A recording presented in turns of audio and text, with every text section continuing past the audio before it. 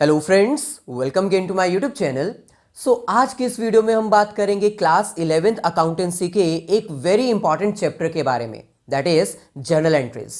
और आज के इस लेक्चर में हम आपको एक्सप्लेन करेंगे केवल 3 स्टेप्स जिसकी हेल्प से आप कोई भी journal entry without any difficulty pass out कर सकते हैं। चलिए अंडरस्टैंड करते हैं वो 3 स्टेप्स जिसकी हेल्प से आप कोई भी एंट्री पास कर सकते हैं।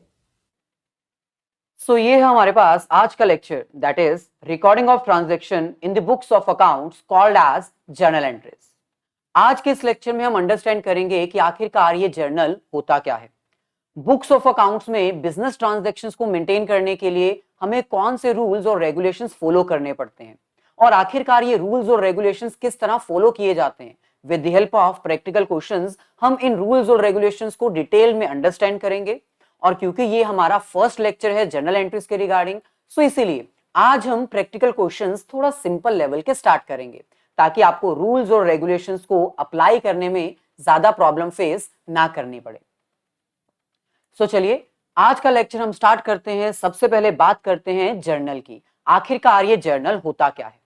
बेसिकली जर्नल एक बुक ऑफ ओरिजिनल एंट्री कहलाती है। इसको हम प्राइमरी बुक ऑफ एंट्री भी कहते हैं, क्योंकि बिजनेस की जितनी भी ट्रांजैक्शंस होती हैं वो हम सबसे पहले इन्हीं में रिकॉर्ड करते हैं। यानी ऐसी ट्रांजैक्शंस जो बिजनेस से रिलेटेड है, ऐसे ट्रांजैक्शंस जिसको हम मनी टर्म में एक्सप्रेस कर सकते हैं, और ऐसे ट्रांजैक्शंस जिनके सोर्स डॉक्यूमेंट यानी बिल यानी इनवॉइस अवेलेबल हैं, उन सभी को सबसे पहले हम जर्नल में रिकॉर्ड करते हैं। इन शॉर्ट हम ये कह सकते हैं कि journal is a book of original entry in which all business related transactions are recorded which are expressed in monetary terms and having source document। यानी ऐसे ट्रांजैक्शंस जो बिजनेस से रिलेटेड होंगी, जो मनी टर्म में एक्सप्रेस की जा सकती हैं, और जिनके सोर्स डॉक्यूमेंट यानी कि बिल अवेलेबल हैं, हम उनको मेंटेन करेंगे, रिकॉर्ड करेंगे। क्योंकि एक ह्यूमन मेमोरी इतनी ज्यादा स्ट्रांग नहीं होती कि वो सारी ट्रांजैक्शंस को अपने माइंड में सेव करके रख सकें। क्योंकि एक ह्यूमन मेमोरी इतनी स्ट्रांग नहीं है, इसलिए हम सारी ट्रांजैक्शंस को अपने माइंड में सेव करके नहीं रखने की बजाय बुक्स में रिकॉर्ड करते हैं, ताकि एक बिजनेसमैन कुछ इंटरवल के बाद ये फाइंड आउट कर सके कि आखिरकार उसका बिजनेस प्रॉफिट अर्न कर रहा है या फिर लॉसेस।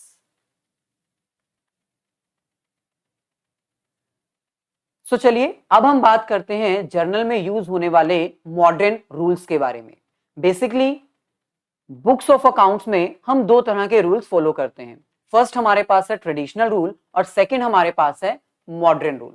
मॉडर्न रूल को अंडरस्टैंड करना थोड़ा इजी है, इसलिए हम मॉडर्न रूल को अंडरस्टैंड करते हैं और उसके अकॉर्डिंग अपनी जर्नल एंट्रीज को मेंटेन करते हैं।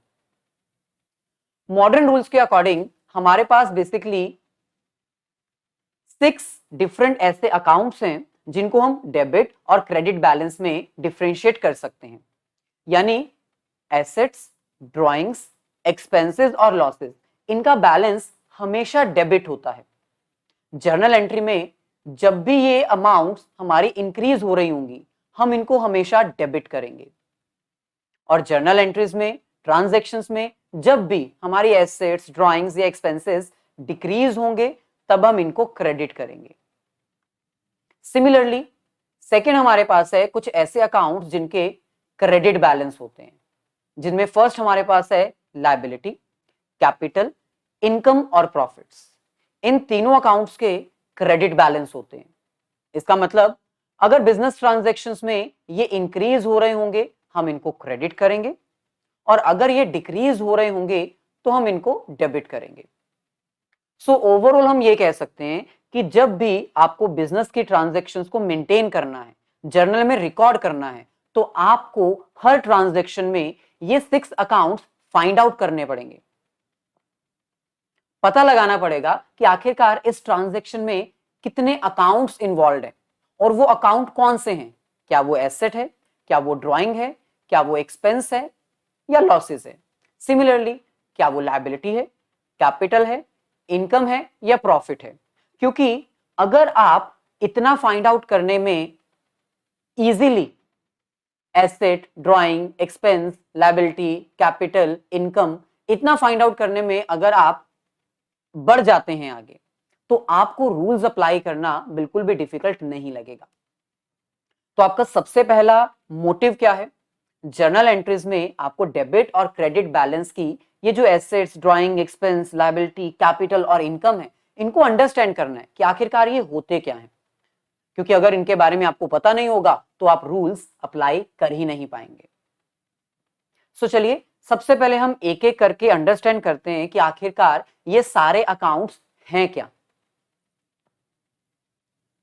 सो चलिए फर्स्ट हमारे पास है एसेट्स।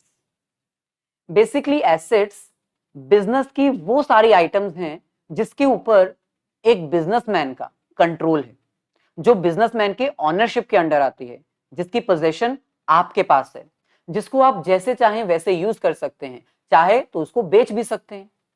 सो यहां पर लिखा हुआ है all those things which are having following characters are classified as assets of the business. Number 1, business is having ownership.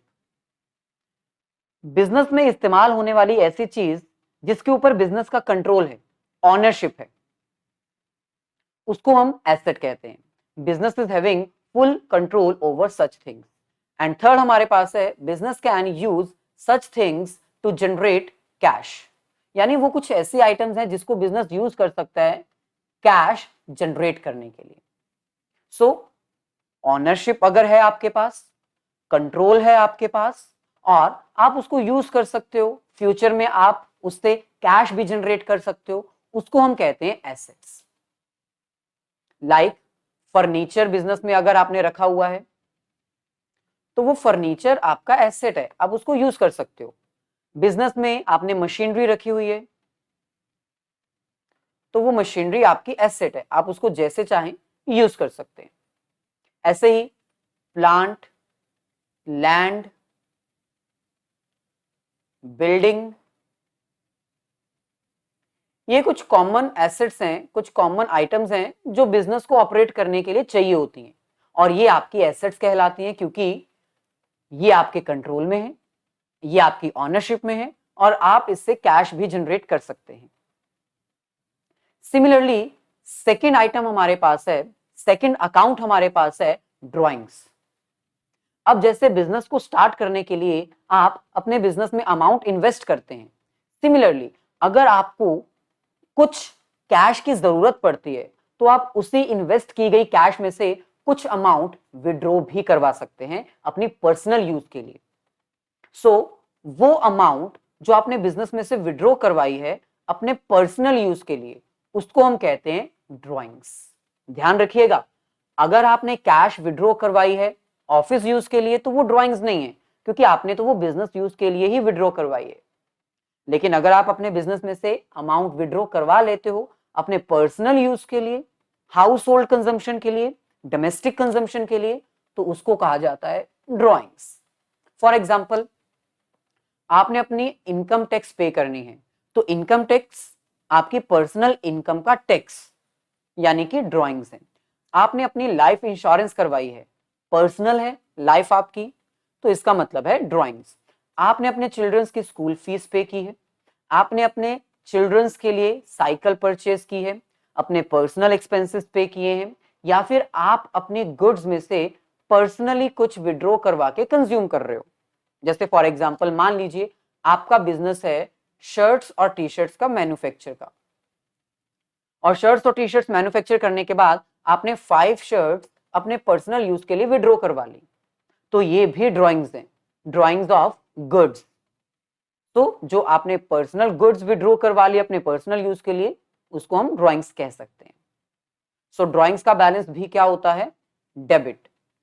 अगर आप ड्राइंग्स कर रहे हैं तो ऑब्वियसली डेबिट एंट्री पास की जाएगी, और अगर ये डिक्रीज हो रही है तो क्रेडिट एंट्री पास की जाएगी।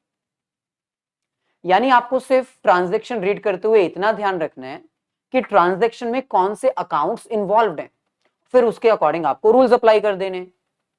एसेट है, ड्राइंग्स है, एक्सपेंसेस हैं, लॉसेस है, कैपिटल है, लायबिलिटी है, इनकम है या रेवेन्यू है, कौन सी आइटम इन्वॉल्व है ट्रांजैक्शन में, इतना फाइंड आउट करने के बाद बस आपको रूल्स अप्लाई करने हैं। सिमिलरली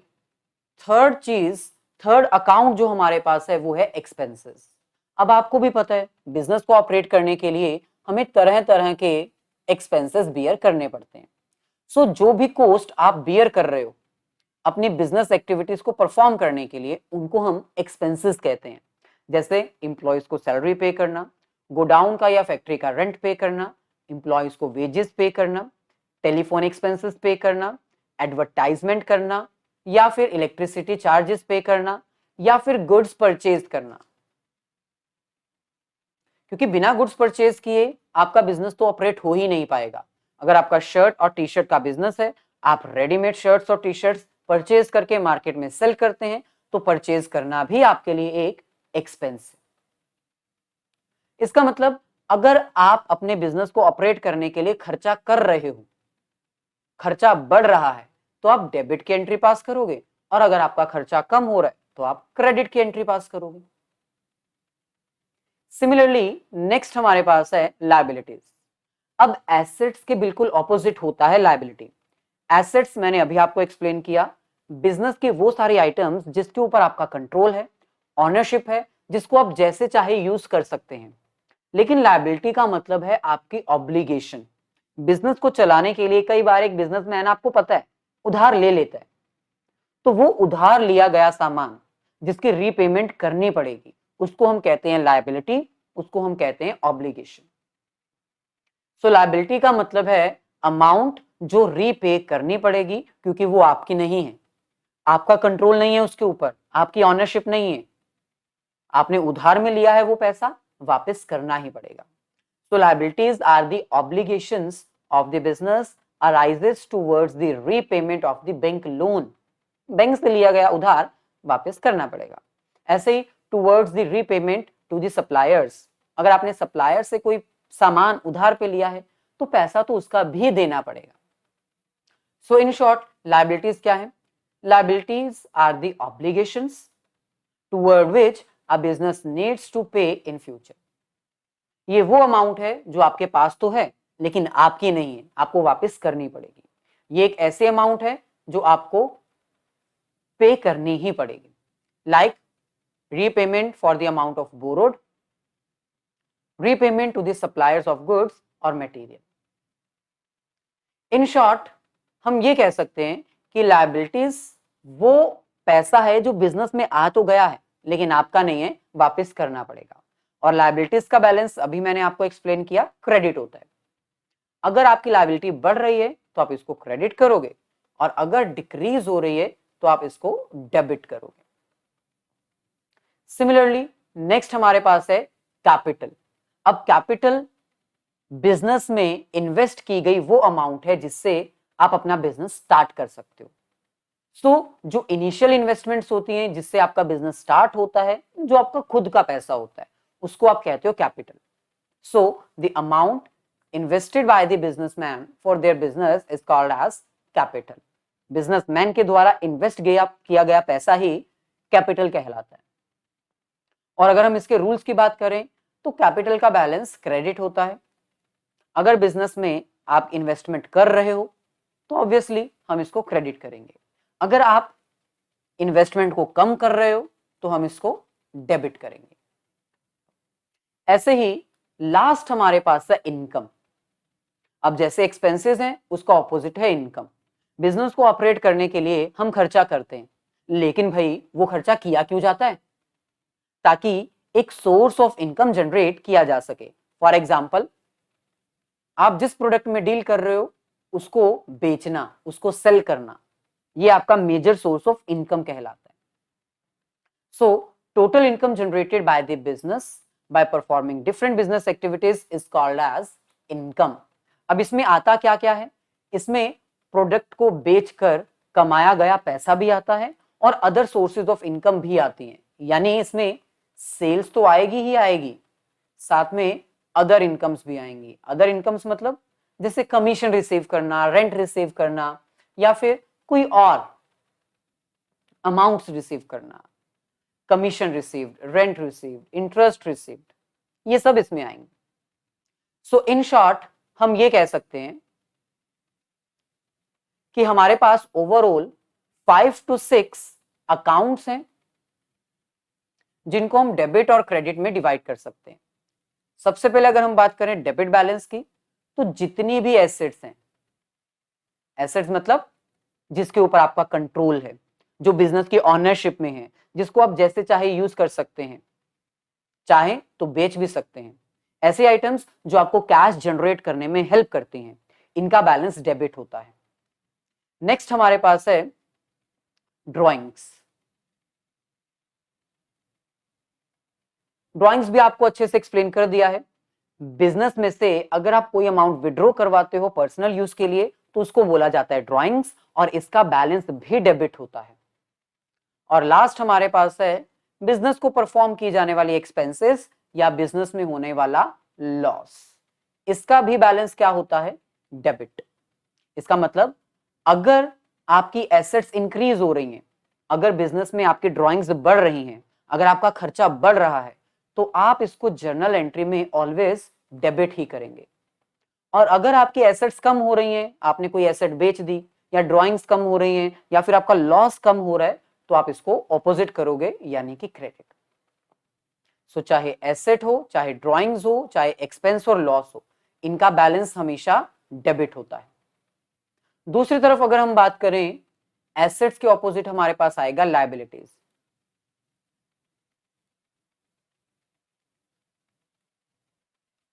ये वो आइटम्स हैं जिनका बैलेंस क्रेडिट होता है।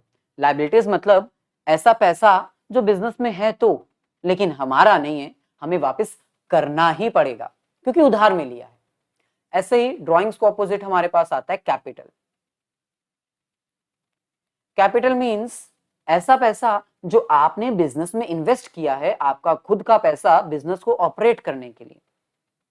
और ऐसे ही एक्सपेंसेस के ऑपोजिट हमारे पास आता है इनकम और प्रॉफिट और रेवेन्यू और गेन। इन सब का बैलेंस हमारे पास क्या होता है? क्रेडिट। यानी अगर बिजनेस में आपकी लायबिलिटीज बढ़ रही हैं, कैपिटल बढ़ रही है, इनकम प्रॉफिट बढ़ रहा है, तो आप इसको क्रेडिट करोगे। और अगर ये कम हो रहा है, तो आप इसको ऑपोजिट यानी कि डेबिट करोगे। बस आपको यही दो रूल्स डेबिट और क्रेडिट के अच्छे से फॉलो करने हैं। अब इन रूल्स को कैसे अप्लाई किया जाता है, हम इसको डिटेल में अंडरस्टैंड करते हैं with the help of some numerical example. So ये है हमारे पास steps involved in journal. Step number 1, identify the accounts. अब बिजनेस के जितने भी ट्रांजैक्शंस होती हैं, उनमें सबसे पहले आपको अकाउंट्स को आइडेंटिफाई करना है। जैसे कि मैंने बताया, टोटल 6 अकाउंट्स हैं। उन 6 अकाउंट्स में से इस पर्टिकुलर ट्रांजैक्शन में कौन से अकाउंट्स इन्वॉल्व हैं, सबसे पहले हमें यह पता लगाना होता है। So first of all we need to identify the accounts involve in the transaction.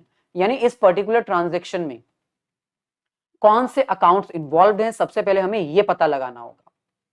तो क्वेश्चन में हमें कह रहे हैं purchased goods for ₹20,000 for cash. अब यहां पर हमें कह रहे हैं परचेज्ड गुड्स,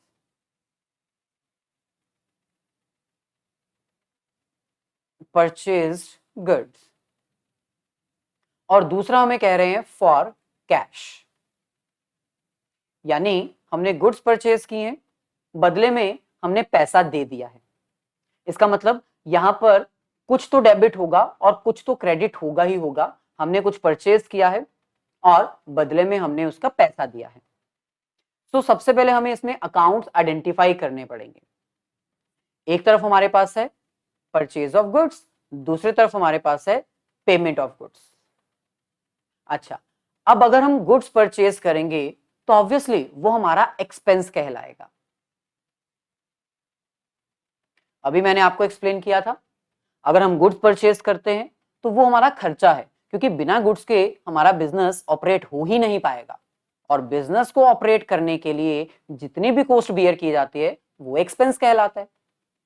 सो यहां पर भी सेम, हमने गुड्स परचेज की हैं ताकि हम उसको फर्दर सेल कर सके मार्केट में और अपने बिजनेस को ऑपरेट कर सके। सो बिजनेस को ऑपरेट करने के लिए हमने गुड्स परचेज किए, तो ये हमारा एक्सपेंस है। Next, payment of cash. अब कैश बेसिकली कौन सा अकाउंट है? क्या ये एसेट है, क्या ये लायबिलिटी है, क्या ये कैपिटल है, क्या ये एक्सपेंस है, क्या ये रेवेन्यू है? कैश, हम यहां पर कैश की बात कर रहे हैं। बेसिकली कैश हमारी एसेट है, क्योंकि ये हमारी है, हमारी ऑनरशिप में है, हमारे कंट्रोल में है, हम इसको जैसे चाहे यूज कर सकते हैं। सो एसेट्स के जितने भी करेक्टर्स है वो यहां पर सेट बैठ रहे हैं, यानी ये हमारी एसेट ही है। सो फर्स्ट स्टेप में आपको आइडेंटिफाई करना है कि ट्रांजैक्शन किस तरह की है। उस ट्रांजैक्शन में फिर आपने पता लगाना है कि किस नेचर के अकाउंट्स इन्वॉल्व हैं। क्या उसमें एसेट है, लायबिलिटी है, कैपिटल है, एक्सपेंस है, रेवेन्यू है, या कौन सा अकाउंट इन्वॉल्व है। सो जैसे हमारी इस ट्रांजैक्शन में पहला अकाउंट इन्वॉल्व था एक्सपेंस और सेकंड अकाउंट इन्वॉल्व था एसेट। इतना आइडेंटिफाई करने के बाद अब आपको थर्ड स्टेप में रूल्स अप्लाई करने हैं। रूल्स कैसे अप्लाई होंगे? अब आपको पता है कि पहला अकाउंट आपका एक्सपेंस है और वो एक्सपेंस आपका बढ़ रहा है, खर्चा बढ़ रहा है, क्योंकि आप गुड्स परचेज कर रहे हो तो खर्चा आपका बढ़ रहा है। सो एक्सपेंसेस हमारे पास ये रहे, एक्सपेंसेस का बैलेंस डेबिट होता है। एक्सपेंसेस अगर इंक्रीज हो रहे हैं तो डेबिट करेंगे, डिक्रीज हो रहे हैं तो क्रेडिट करेंगे। तो हमारे एक्सपेंसेस तो बढ़ रहे हैं, इसका मतलब हम डेबिट करेंगे। सो यहां पर हम लिख देते हैं एक्सपेंसेस को हम डेबिट करेंगे। सिमिलरली सेकेंड अकाउंट हमारे पास इन्वॉल्व है एसेट। कैश हमारी एसेट है, गुड्स को परचेज करने के लिए ये कैश हमें देनी पड़ेगी। अगर कैश हम दे देंगे तो ऑब्वियस सी बात है एसेट डिक्रीज हो जाएगी, क्योंकि जो कैश हमारे पास पहले थी अब वो कम हो गई, क्योंकि हमने उसको दे दिया, पेमेंट कर दिया। सो एसेट का बैलेंस भी डेबिट होता है, लेकिन एसेट हमारी डिक्रीज हो रही है, यानी हमें उसको क्रेडिट करना है। सो हमें इसको क्रेडिट करना है।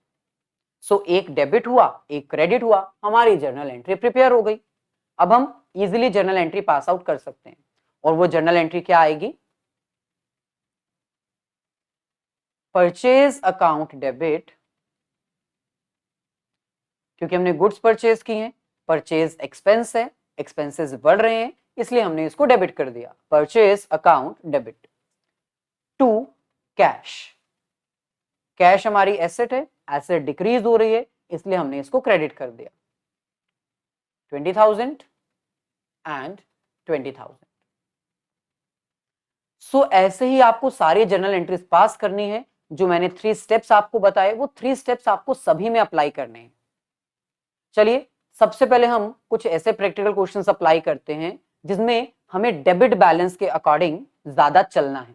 यानी एसेट्स की बात होगी, यहां पर ड्राइंग्स की बात होगी, एक्सपेंस और लॉसेस की बात होगी। मेरे साथ आप भी इन जर्नल एंट्रीज को जरूर ट्राई करिए और सेम रूल्स अप्लाई करिए।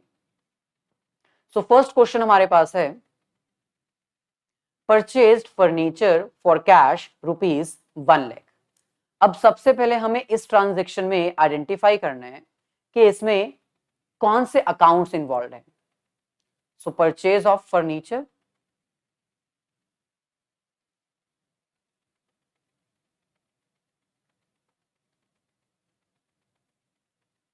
And second is for cash, यानी हमने बिजनेस के लिए फर्नीचर परचेज किया है और बदले में कैश दिया है। अब यहां पर आपको ध्यान रखना होगा फर्नीचर किस नेचर का अकाउंट है। क्या ये एसेट है, लायबिलिटी है, इनकम है, एक्सपेंस है, ड्राइंग्स है, या क्या है? बेसिकली फर्नीचर हमारी एसेट है, क्योंकि हम इसको बिजनेस में लेकर आए हैं परचेज करके, हम इसको यूज कर सकते हैं, हमारी ऑनरशिप है, हमारा कंट्रोल है। सो इसलिए ये हमारी एसेट्स हैं। तो सबसे इंपॉर्टेंट चीज जर्नल एंट्रीज को पास करना मतलब आइडेंटिफाई करना कि ये कौन सा अकाउंट है। अगर आपको अकाउंट आइडेंटिफाई करने में कोई प्रॉब्लम नहीं आई तो आपकी सारी जर्नल एंट्रीज एकदम परफेक्ट एक्यूरेट होंगी। लेकिन भाई अगर आप अकाउंट आइडेंटिफाई करने में चूक गए और आपने गलत अकाउंट आइडेंटिफाई कर लिया तो आपकी जर्नल एंट्री गलत हो जाएगी। सो गुड्स को परचेज करना आपका एक्सपेंस है, क्योंकि आपने अपने बिजनेस को ऑपरेट करना है और बिजनेस को ऑपरेट करने के लिए किया गया खर्चा, बियर की गई कॉस्ट एक्सपेंस ही कहलाता है। लेकिन फर्नीचर आप बिजनेस में यूज करोगे। मान लो आपने एक टेबल परचेज किया तो वो आपकी एसेट है। दूसरी तरफ कैश भी आपकी एसेट है, सो दोनों साइड कौन से नेचर का अकाउंट इन्वॉल्व है? Asset and asset. एक तरफ आपने फर्नीचर परचेज किया जिसकी वजह से आपकी एसेट इंक्रीज हो रही है, एसेट यानी डेबिट बैलेंस, और अगर डेबिट बैलेंस की कोई आइटम इंक्रीज होती है तो आप उसको डेबिट करते हो। वहीं पर दूसरी तरफ अगर हम बात करें कैश की, तो कैश भी एसेट है, लेकिन आपने इसको पे कर दिया, फर्नीचर परचेज करने के बदले में आपने कैश दे दी, तो कैश बिजनेस में से डिक्रीज हो गई, और क्योंकि ये डिक्रीज हो रही है इसलिए हम इसको क्रेडिट करेंगे। सो क्या जर्नल एंट्री पास की जाएगी? ये हमारे पास है फॉर्मेट, यहां पर हम लिखेंगे जर्नल। फर्स्ट एंट्री हमारे पास आएगी furniture account debit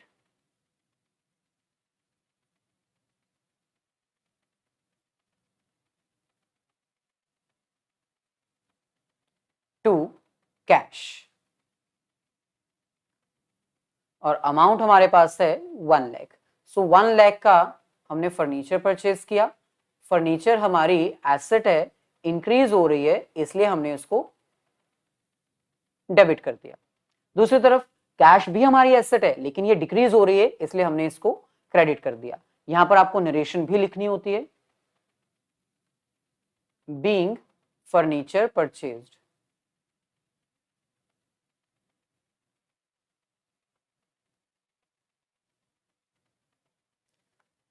so first entry में मैंने आपको नरेशन लिख के बता दी, बाकी सभी एंट्रीज में हम नरेशन नहीं लिखेंगे, और क्वेश्चन कंप्लीट करने के बाद आपको यहां पर एक लाइन भी ड्रॉ करनी होती है ताकि ये बताने के लिए कि ये फर्स्ट एंट्री खत्म हो चुकी है। ऐसे ही सेकंड क्वेश्चन हमारे पास है cash deposit into the bank. अब इसको भी अगर हम अंडरस्टैंड करें, cash deposited in bank,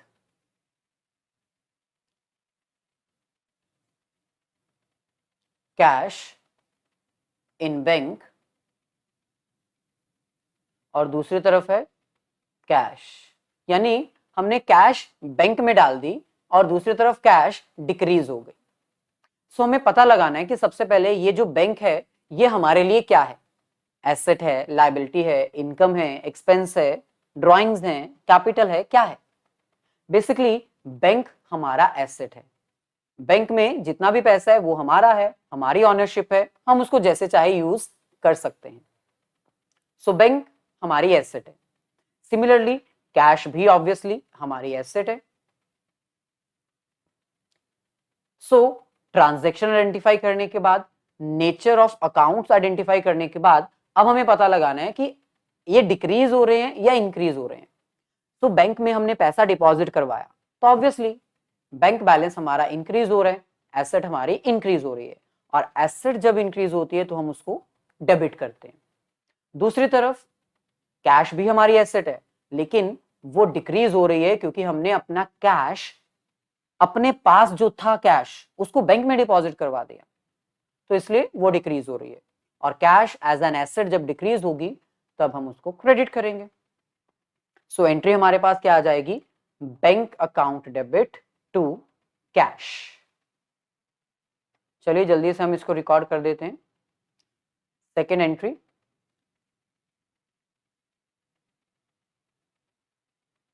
bank account debit to cash, amount हमारे पास है 40,000। ऐसे आपको इसकी भी नरेशन मेंशन करनी है, being cash deposited into bank, लेकिन हम मेंशन नहीं करेंगे। नेक्स्ट क्वेश्चन हमारे पास है पेड सैलरी ₹15,000। अब हमने हमारे इंप्लॉइज को सैलरी पे की है, तो इसमें भी सबसे पहले हम पता लगाते हैं कि कितने अकाउंट्स इन्वॉल्व हैं। सैलरी, सबसे पहले हमने क्या पे की है, सैलरी, और ऑब्वियसली सैलरी हम कैश के थ्रू ही पे करेंगे या बैंक के थ्रू पे करेंगे, कुछ भी मेंशन नहीं है, तो हम ये एज्यूम करेंगे कि हमने कैश के थ्रू ही सैलरी पे की है। सैलरी पे करना ऑब्वियसली हमारे लिए एक एक्सपेंस है, सो सैलरी इज एन एक्सपेंस, जबकि कैश हमारी एसेट है। अच्छा, अब अगर हम सैलरी पे करेंगे हमारा खर्चा बढ़ेगा, एक्सपेंसेस इंक्रीज होंगे, और एक्सपेंसेस जब इंक्रीज होते हैं तब हम उसको डेबिट करते हैं। वहीं पर कैश हमारी एसेट है, हमने कैश पे कर दी अपने एम्प्लॉयज को in the form of salary, तो कैश हमारी डिक्रीज हो रही है, यानी एसेट हमारी डिक्रीज हो रही है, और एसेट जब डिक्रीज होती है तब हम उसको क्रेडिट करते हैं। तो इसका मतलब एंट्री क्या आएगी, salary account debit to cash. चलिए जल्दी से इसको रिकॉर्ड कर लेते हैं। सो थर्ड हमारे पास आएगा salary account debit to cash 15,000। So ऐसे ही आपको जितनी भी जर्नल एंट्रीज हैं उसमें बस ये 3 स्टेप्स फॉलो करने हैं। आपको सबसे पहले ट्रांजैक्शन को अच्छे से रीड करना है, उसको 2 पार्ट्स में स्प्लिट करना है। उन 2 पार्ट्स में आपको आइडेंटिफाई करना है कि कौन से नेचर का अकाउंट इन्वॉल्व है, फिर वो इंक्रीज हो रहा है या डिक्रीज हो रहा है। इंक्रीज हो रहा है या डिक्रीज हो रहा है ये फाइंड आउट करने के बाद आप इजीली डेबिट या क्रेडिट का रूल अप्लाई कर सकते हो। ऐसे ही नेक्स्ट क्वेश्चन हमारे पास है कमीशन पेड ₹5,000। अब यहां पर भी सेम, अगर हम किसी को कमीशन पे कर रहे हैं तो वो हमारा एक्सपेंस है। जैसे सैलरी हमारा एक्सपेंस था, कमीशन पे करना भी हमारा एक्सपेंस है, और कमीशन हम पे तो कैश के फॉर्म में ही करेंगे, यानी यहां पर सैलरी की जगह कमीशन आ जाएगा, बाकी सारी एंट्री सेम रहेगी। सो सैलरी पे करना, कमीशन पे करना, इंटरेस्ट पे करना, रेंट पे करना, वेजेस पे करना, बैंक चार्जेस पे करना, ये सब एक्सपेंसेस हैं, और एक्सपेंसेस को हम डेबिट करते हैं। सो क्या एंट्री रिकॉर्ड की जाएगी, सो फोर्थ एंट्री हमारे पास आएगी कमीशन। कमीशन पे करना हमारा एक्सपेंस है, एक्सपेंस इंक्रीज हो रहा है इसलिए हम इसको डेबिट कर रहे हैं, और क्योंकि कमीशन हमने कैश के फॉर्म में पे किया है, कैश हमारी एसेट है, एसेट डिक्रीज हो रही है इसलिए हमने इसको क्रेडिट कर दिया। ऐसे ही नेक्स्ट क्वेश्चन हमारे पास है cash withdraw from business for personal use. अब वही पॉइंट आ गया, पर्सनल यूज का मतलब होता है ड्राइंग्स। अगर आप बिजनेस में से अमाउंट विड्रॉ करवा रहे हो अपने पर्सनल यूज के लिए, इनकम टैक्स पे करने के लिए, लाइफ इंश्योरेंस पे करने के लिए, तो वो आपका एक्सपेंस कहलाता है, मतलब वो आपकी ड्राइंग्स कहलाता है। अब इसको हम कैसे आइडेंटिफाई करेंगे, इसके लिए भी आपको वही 3 स्टेप्स परफॉर्म करने हैं। सबसे पहले पता लगाइए कि आपने बिजनेस में से पर्सनल अमाउंट को विड्रॉ किया है, personal usage, personal usage of cash. So transaction को रीड करो, 2 इंपॉर्टेंट जो पॉइंट्स है उनको स्प्लिट करो। तो फर्स्ट पॉइंट है personal usage of cash. Personal usage accounting point of view से ड्राइंग्स कहलाता है, और कैश आपकी एसेट है।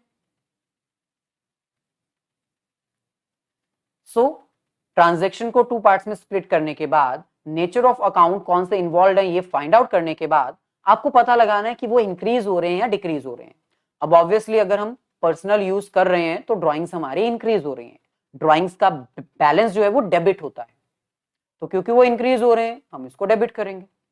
जबकि दूसरी तरफ एसेट्स का बैलेंस भी डेबिट होता है, लेकिन एसेट्स हमारी कम हो रही हैं क्योंकि हमने हमारे बिजनेस में से कैश विड्रॉ कर लिया, बिजनेस में जो कैश था वो कम हो गया, तो क्रेडिट। सो क्या एंट्री पास की जाएगी, drawings account debit to cash. Amount given नहीं है, लेट्स एज्यूम 10,000। सो यहां पर हम एंट्री पास करेंगे,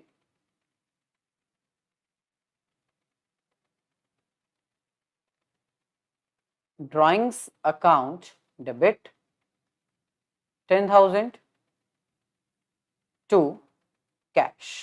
सो ये हमारे पास सारी सिंपल एंट्री है जिसमें एक ही डेबिट है, एक ही क्रेडिट है, और इसमें रूल्स अप्लाई करना बहुत इजी है। सिमिलरली नेक्स्ट है कैश विड्रॉन फ्रॉम बैंक। अब यहां पर हमने बिजनेस में से कैश विड्रॉ नहीं किया है, बैंक में से अमाउंट विड्रॉ की है, लेकिन ड्राइंग्स ही कहलाएंगी क्योंकि पर्सनल यूज के लिए अमाउंट हमने विड्रॉ की है। इसका मतलब जो रूल हमने यहां पर अप्लाई किया था रूल सेम रहेगा, बस यहां पर कैश की बजाय अब बैंक आ जाएगा। सो ड्रॉइंग्स करना, पर्सनल यूज के लिए अमाउंट विड्रॉ करना ड्रॉइंग्स कहलाता है। ड्रॉइंग्स हमारी इंक्रीज हो रही है, डेबिट करेंगे। बैंक हमारी एसेट होती है, बैंक में से अगर हम अमाउंट विड्रॉ करवाएंगे पर्सनल यूज के लिए तो ऑब्वियसली एसेट्स हमारी कम हो जाएंगी, और एसेट्स जब कम होती है तो हम उसको क्रेडिट करते हैं। सो क्या एंट्री आएगी? Drawings account debit to bank. So sixth entry,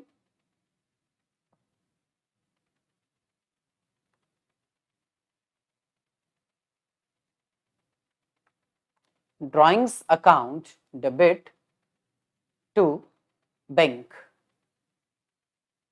Let's assume 15,000. So ये थी हमारे पास कुछ मतलब एग्जाम्पल्स जिसकी हेल्प से हमने आपको डेबिट बैलेंस की ट्रांजैक्शंस एक्सप्लेन कर दी। अब ऐसे ही सेम रूल्स हम क्रेडिट बैलेंस को अंडरस्टैंड करने के लिए भी कर सकते हैं। सो ये कुछ एग्जाम्पल्स हमारे पास हैं, इसमें भी हमें सेम 3 स्टेप्स फॉलो करने हैं और जर्नल एंट्री पास करनी है। सो फर्स्ट क्वेश्चन हमारे पास है, started business by introducing cash ₹20 lakh. तो चलिए इसको अंडरस्टैंड करते हैं। Started business by introducing cash. So started business by cash. So हमने अपनी ट्रांजैक्शन को 2 पार्ट्स में डिवाइड कर लिया। डिवाइड करने के बाद हमें पता लगाना है कि इसमें किस नेचर के अकाउंट्स इन्वॉल्व है। जैसे कि मैंने बताया था, अगर आप अपने बिजनेस में अमाउंट इन्वेस्ट करते हो, अपना बिजनेस स्टार्ट करते हो, तो आप उसको कैपिटल कहते हो। सो पहला अकाउंट जो इसमें इन्वॉल्व है वो है कैपिटल। सिमिलरली आपने अपना बिजनेस स्टार्ट किया है with the help of cash, तो कैश हमारे लिए एक तरह से एसेट्स है।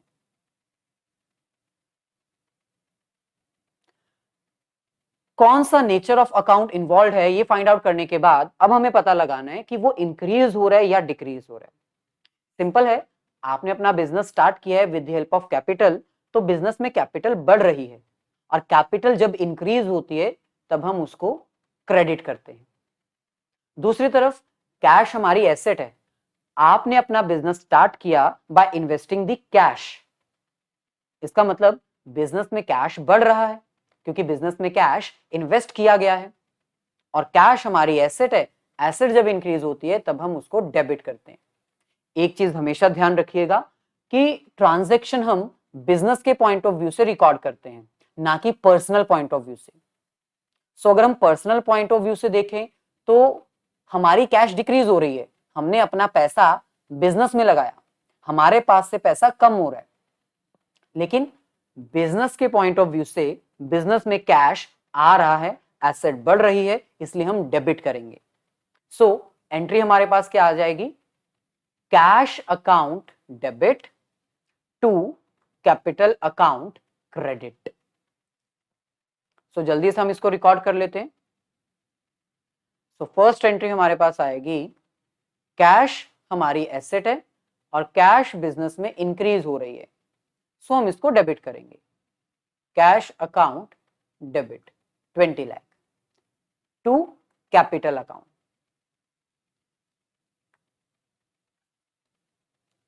कैपिटल इसका बैलेंस क्रेडिट होता है और कैपिटल हमारी इंक्रीज हो रही है, इसलिए हम इसको क्रेडिट कर रहे हैं।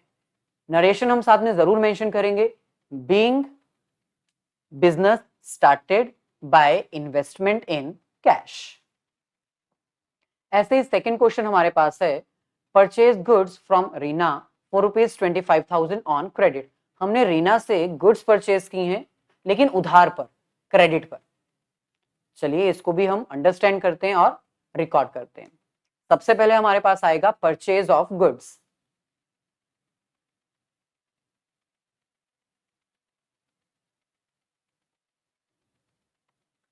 परचेज ऑफ गुड्स, लेकिन हमने उसको क्रेडिट पर परचेज किया है, ऑन क्रेडिट फ्रॉम रीना। सो सबसे पहले हमने हमारी ट्रांजेक्शन को 2 पार्ट्स में डिवाइड कर लिया। फर्स्ट है परचेज ऑफ गुड्स। अब गुड्स को परचेज करना एक्सपेंस कहलाता है, ये हम आपको ऑलरेडी एक्सप्लेन कर चुके हैं, क्योंकि बिना गुड्स परचेज किए आप अपना बिजनेस ऑपरेट नहीं कर सकते और बिजनेस को ऑपरेट करने के लिए किया गया खर्चा एक्सपेंस कहलाता है। सो परचेज ऑफ गुड्स आपका एक्सपेंस है, आपके खर्चे बढ़ रहे हैं और खर्चे जब इंक्रीज होते हैं तब हम उसको डेबिट करते हैं। अच्छा, हमने गुड्स तो परचेज की हैं, लेकिन क्रेडिट पर, उधार पर लिया गया सामान लायबिलिटी कहलाता है, क्योंकि उसका पैसा हमें वापस करना ही पड़ेगा। ये हमारा नहीं है, हमने उधार लिया जरूर है, लेकिन हमारी ऑब्लिगेशन है, हमारी रिस्पॉन्सिबिलिटी है कि वो पैसा हमें लौटाना ही पड़ेगा। इसका मतलब ये हमारी लायबिलिटी है। और क्योंकि लायबिलिटी हमारी इंक्रीज हो रही है, इसलिए हम इसको क्रेडिट करेंगे। तो सिंपल है, ट्रांजैक्शन को 2 पार्ट्स में डिवाइड करो, step number 1। Step number 2, nature of accounts कौन से इन्वॉल्व है पता लगाओ। स्टेप नंबर 3, रूल्स अप्लाई करो इंक्रीज और डिक्रीज के अकॉर्डिंग। तो इसका मतलब अब हमारी एंट्री क्या बन जाएगी, purchase account debit to Reena account credit. तो चलिए जल्दी से हम इसको रिकॉर्ड कर लेते हैं। सेकेंड एंट्री, परचेजेस हमारे एक्सपेंसेस हैं, एक्सपेंसेस बढ़ रहे हैं, इसलिए हम इसको डेबिट कर रहे हैं। So purchase account debit to Reena. Reena वो पर्सन है जिसको हमने पैसा देना है, हमारी लायबिलिटी है, अभी दिया नहीं है लेकिन देना तो पड़ेगा ना, इसलिए लायबिलिटी है। और लायबिलिटी जब इंक्रीज होती है तब हम इसको क्रेडिट करते हैं। अमाउंट हमारे पास है 25,000।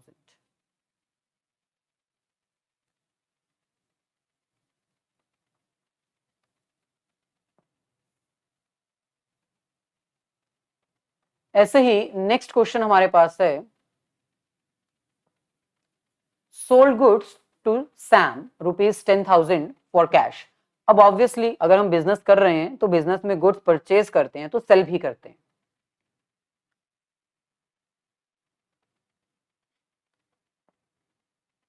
अब यहां पर हमें ध्यान रखना है, हमने गुड्स सेल किए हैं सैम को कैश बेसिस के ऊपर। सो चलिए यहां पर हम सबसे पहले अपने स्टेप्स फॉलो करते हैं। Sales of goods, okay, first हमारे पास है सेल्स ऑफ गुड्स और दूसरा है फॉर कैश। हमने सैम को सेल किए लेकिन बदले में हमें कैश मिला है, हमने उधार पर सेल नहीं किए। सो गुड्स को सेल करना यानी कि ये आपकी एक तरह से इनकम है। बिजनेस में गुड्स परचेज की जाती हैं तो एक्सपेंस होता है, उन्हीं गुड्स को बेच के जब आप पैसा कमाते हो तो वो आपकी इनकम है। दूसरी तरफ कैश ऑब्वियसली आपकी एसेट है, ये हम बहुत बार आपको एक्सप्लेन कर चुके हैं। अब बिजनेस में आपने जब गुड्स सेल की तो आपकी इनकम इंक्रीज हो रही है और इनकम का बैलेंस क्रेडिट होता है। जब इंक्रीज हो रही है तो हम इसको क्रेडिट करेंगे। सिमिलरली कैश आपकी एसेट है, आपने प्रोडक्ट सेल किया, बदले में आपको पैसा मिल रहा है, यानी बिजनेस में कैश इंक्रीज हो रही है और कैश जब इंक्रीज होती है तब आप इसको डेबिट करते हो। तो क्या एंट्री हमारे पास आ जाएगी, cash account debit to sales.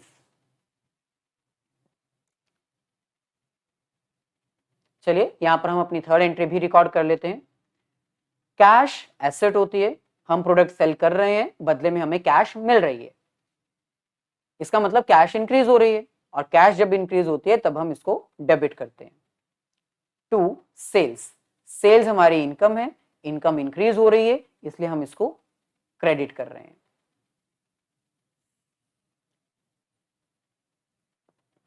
Next हमारे पास है sold goods to Sam ₹20,000 on credit. अब यहां पर हमने सैम को गुड्स सेल की थी लेकिन कैश में, अब यहां पर हमने सैम को गुड्स सेल किए उधार में। इसका मतलब यहां पर पहली आइटम तो सेम रहेगी, that is sales of goods, लेकिन सेकेंड आइटम हमारी चेंज हो जाएगी, फॉर कैश नहीं आएगा, फॉर क्रेडिट आएगा।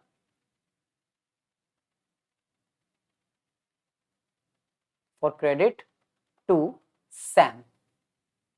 अब अगर बात की जाए सेल्स ऑफ गुड्स तो ऑब्वियसली प्रोडक्ट को सेल करना हमारी इनकम होता है और इनकम हमारी इंक्रीज हो रही है, इसलिए हम इसको क्रेडिट करेंगे। दूसरी तरफ सैम को हमने क्रेडिट पे प्रोडक्ट सेल किया है, यानी सैम वो पर्सन है जिससे हमने पैसा लेना है। इसका मतलब ये हमारी एसेट हुई, क्योंकि एसेट्स वो आइटम्स होती हैं जो फ्यूचर में हमें कैश जनरेट करने में हेल्प करें। तो सैम हमें फ्यूचर में कैश देगा क्योंकि हमने प्रोडक्ट सेल किया है, फ्री में बेचा नहीं है, पैसा हमें मिलेगा लेकिन फ्यूचर में मिलेगा। सो फ्यूचर में अगर कैश जनरेट होती है तो वो हमारी एसेट्स कहलाती हैं। सो सैम हमारी एसेट है और एसेट हमारी इंक्रीज हो रही है, इसलिए हम इसको डेबिट करेंगे। सो एंट्री क्या आ जाएगी, Sam account debit to sales account credit. So fourth entry हमारे पास आएगी सैम अकाउंट डेबिट। सैम वो पर्सन है जिससे हमने पैसा लेना है और जिस बंदे से हमने पैसा लेना होता है वो हमारी एसेट होती है, और एसेट जब इंक्रीज होती है तब हम उसको डेबिट करते हैं। टू सेल्स, सेल्स हमारी इनकम है, इनकम इंक्रीज हो रही है इसलिए हम इसको भी क्रेडिट कर रहे हैं। अब यहां पर एक बार डिफरेंस चेक कर सकते हो, यहां पर हमने कैश अकाउंट डेबिट किया, यहां पर हमने सैम अकाउंट डेबिट किया। कैश क्यों किया, क्योंकि कैश हमें मिल रहा था, एसेट है, इंक्रीज हो रही है, डेबिट किया।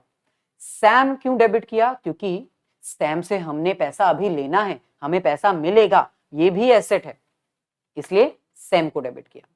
सो अगर पैसा मिल जाता है प्रोडक्ट सेल करने पर तो कैश आएगी, पैसा नहीं मिलता है तो उस पर्सन का नेम आएगा जिसको हमने प्रोडक्ट सेल किया। ऐसे ही नेक्स्ट हमारे पास है receive a cheque of ₹16,000 from Priya. Priya ने हमें 16,000 रुपीज का चेक पे कर दिया। क्यों पे किया, हो सकता है कि हमने पास्ट में कभी उसको प्रोडक्ट सेल किया हो और आज हमें पैसा मिल रहा है। सो यहां पर हम लिखेंगे चेक रिसीव्ड।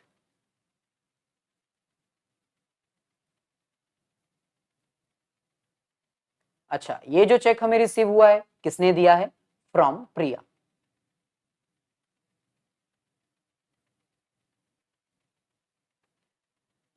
ट्रांजैक्शन को टू पार्ट्स में स्प्लिट करने के बाद अब हमें आइडेंटिफाई करना है कि इसमें कौन से नेचर ऑफ अकाउंट्स इन्वॉल्व हैं। अब चेक रिसीव हुआ है, इसका मतलब ऑब्वियसली हम ये चेक बैंक में लगाएंगे, तो ये हमारा बैंक नेचर का अकाउंट है, यानी कि ये हमारी एसेट्स हैं, एसेट्स हैं। और जब हम ये चेक बैंक में लगाएंगे, हमारा बैंक बैलेंस जब इंक्रीज होगा, इसका मतलब जब एसेट्स हमारी इंक्रीज होंगी तब हम उसको डेबिट करेंगे। दूसरी तरफ चेक हमें प्रिया ने दिया है, प्रिया वो पर्सन है जिससे हमने पैसा लेना था, इसका मतलब वो हमारी एसेट थी, प्रिया हमारी एसेट्स थी। अब प्रिया ने पैसा दे दिया तो एसेट हमारी कम हो गई। अभी मैंने बताया ना, जिससे पैसा लेना होता है वो हमारी एसेट्स होती हैं। जैसे प्रीवियस एग्जांपल में सैम, हमने सैम से पैसा लेना था, हमारी एसेट थी, बढ़ रही थी, हमने डेबिट कर दिया। यहां पर प्रिया से भी हमने पैसा लेना था लेकिन अब उसने पैसा दे दिया, तो भाई अगर पैसा मिल चुका है तो एसेट खत्म हो जाएगी, और एसेट जब कम हो जाएगी, खत्म हो जाएगी, तब हम उसको क्रेडिट करेंगे। सो एंट्री क्या आएगी, bank account debit to Priya account credit. So next entry हमारे पास आएगी फिफ्थ, बैंक बैलेंस हमारा इंक्रीज हो रहा है, बैंक हमारी एसेट होती है, एसेट जब इंक्रीज होती है तब हम उसको डेबिट करते हैं। So bank account debit. अच्छा, ये पैसा मिला तो है लेकिन दिया किसने, प्रिया ने। प्रिया वो पर्सन है जिससे हमने पैसा लेना था, हमारी एसेट थी, लेकिन अब ये एसेट खत्म हो गई यानी डिक्रीज हो गई, इसलिए हमने इसको क्रेडिट कर दिया। अमाउंट हमारे पास गिवन है 16,000।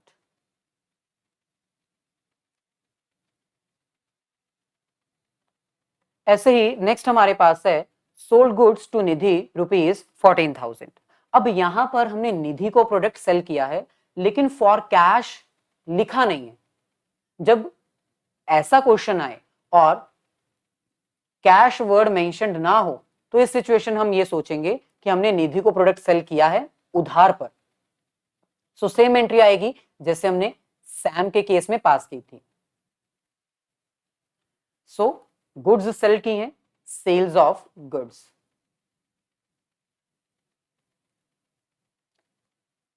ऑन क्रेडिट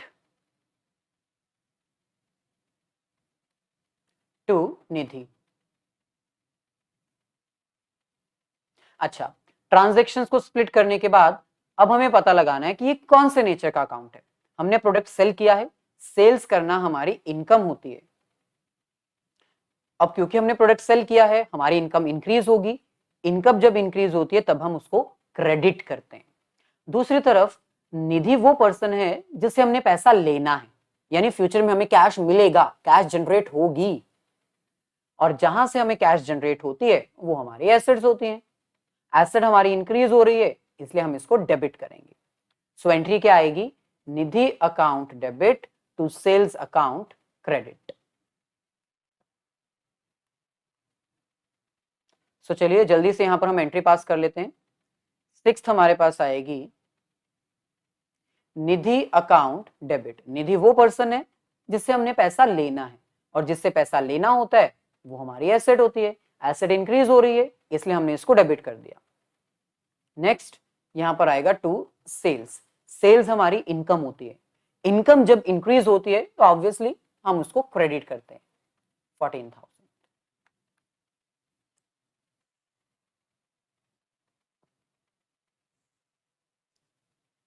ऐसे ही नेक्स्ट क्वेश्चन हमारे पास है, निधि पेज ₹14,000 इन कैश। अब देखो, निधि को हमने प्रोडक्ट सेल किया था, 4-5 दिन के बाद उसने हमने कैश पे कर दिया। अब पैसा हमें मिल रहा है, तो इसकी भी ट्रांजैक्शन हम पास कर लेते हैं। So cash received.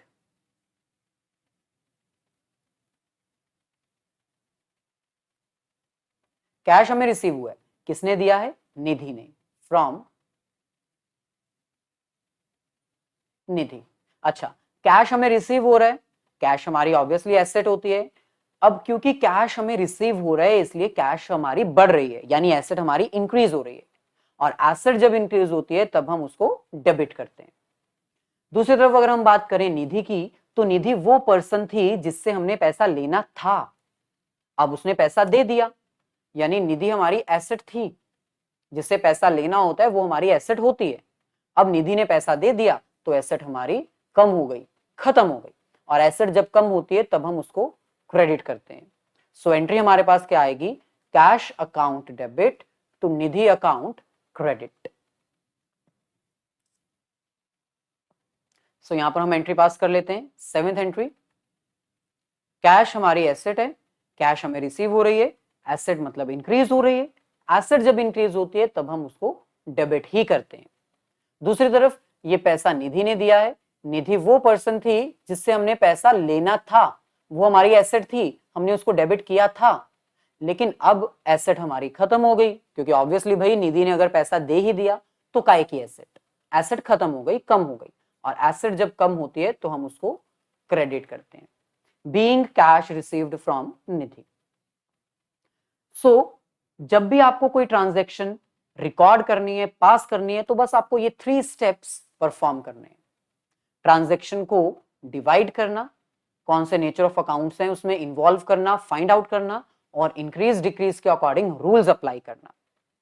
So finally ये हमारे वो कुछ क्वेश्चंस थे जिसकी हेल्प से हमने आपको जर्नल एंट्रीज की कुछ सिंपल एंट्रीज अंडरस्टैंड करवाई। लास्ट में जाने से पहले ये आपके लिए कुछ क्वेश्चंस हैं। ये मिक्स क्वेश्चन है, इसमें क्रेडिट डेबिट बैलेंस है, इसमें assets, liability, income, expense, drawing, capital, revenue, सब तरह के नेचर ऑफ अकाउंट्स इन्वॉल्व हैं। इनको ट्राई करिए और कमेंट करके इनका आंसर जरूर बताइए। रूल्स ऑलरेडी हमने आपको बता दिए हैं। एट लास्ट बस मैं आपको यही कहना चाहूंगा, अगर आपको जर्नल एंट्रीज के कॉन्सेप्ट्स को अच्छे से अंडरस्टैंड करना है तो आपको बस इस रूल को फॉलो करना है। आपको पता होना चाहिए एसेट्स क्या होती हैं, लायबिलिटीज क्या होती हैं, ड्राइंग्स और कैपिटल क्या होता है, एक्सपेंस, इनकम, लॉस और प्रॉफिट क्या होता है। क्योंकि अगर आपको यही नहीं पता तो आप अकाउंट्स आइडेंटिफाई नहीं कर पाओगे, और अगर अकाउंट्स आइडेंटिफाई नहीं कर पाओगे तो ऑब्वियसली आप जर्नल एंट्रीज मेंटेन नहीं कर पाओगे। आई होप ये वीडियो आपको हेल्प करेगी कॉन्सेप्ट को अंडरस्टैंड करने के लिए। अगर वीडियो अच्छी लगी हो तो इसको प्लीज अपने सभी फ्रेंड्स के साथ शेयर जरूर कर दीजिएगा। वीडियो को लाइक करके चैनल को सब्सक्राइब भी कर दीजिएगा।